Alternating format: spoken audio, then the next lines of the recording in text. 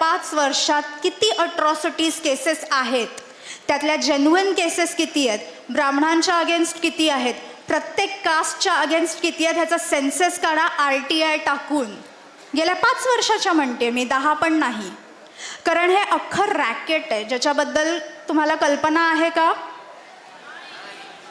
कोणालाच कल्पना नाही आहे.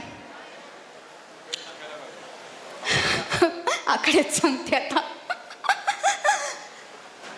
बरेच वकील आहेत, त्यातला एक वकील आहे ज्याचं मी नाव नाही घेऊ शकत ऑब्व्हियसली. गेल्या 15 ते 20 वर्षात त्यांनी 62 अट्रॉसिटी केसेस टाकलेले आहेत. प्रत्येक ठिकाणी त्याच्याबरोबर विटनेस एकच असतो. 13 ते 15 ठिकाणी विटनेस एकच आहे त्याच्याबरोबर. त्यांनी रिसेंट जी अट्रॉसिटी केस टाकलेली आहे ती दादर स्टेशनच्या एका TC वरती टाकली आहे, मुंबई लोकल दादर स्टेशन. का? तिकीट नव्हतं, लोकलनी फिरत होता, TCनी थांबवलं. TC म्हणाला तिकीट दाखव, नाही आहे तिकीट, फाईन भरा. सरळ आहे ना, तिकीट नाही आहे तू फाईन भर. ह्यानं अट्रॉसिटी टाकली. माझी जात बघून ह्यानी मला अडवलं आणि फाईन मागितली आहे. त्या TCला जावं लागतंय कोर्टात. हा साईड बिझनेस चालू आहे, हे रॅकेट आहे. आणि हे एवढं मोठं जर रॅकेट आहे, हा एक झाला, हा एक वकील आहे. एक प्रकारचं वक्तव्य तिने या ठिकाणी परळीमध्ये येऊन केलेलं आहे. त्याचा आम्ही जाहीर निषेध करून या ठिकाणी पोलिसांनी तिच्यावर गुन्हा दाखल करावा अशी मागणी तमाम आंबेडकरी समाजाच्या वतीने, मराठा समाजाच्या वतीने आम्ही पोलिसांना करत आहोत. काल 25 तारखेला झालेल्या कार्यक्रमामध्ये केतकी चितळे नावाच्या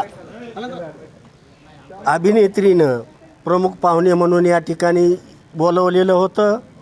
बोलवल्याच्या नंतर त्यांच्या कार्यक्रमाच्या मार्गदर्शनामध्ये दलित समाजाचं कवच कुंडल असलेली ॲट्रॉसिटी कायद्याचे अवहेलनाजनक शब्दप्रयोग करून, शरीराचे हावभाव करून अतिशय दलितांच्या भावना दुखावलेल्या आहेत. त्याचसोबत जरांगे पाटलांनी जे उपोषण केलं त्यांच्या उपोषणाच्या बाबतीतसुद्धा अपशब्द वापरून त्यांनी अपमानजन्य केलेलं आहे. तेव्हा परळी परिसरातील सर्व बौद्ध, बहुजन व मराठा समाज एकत्रित येऊन आज पोलीस स्टेशनला आम्ही निवेदन दिलेलं आहे. या ठिकाणी उपविभागीय कार्यालयाकडे आलेले आहोत.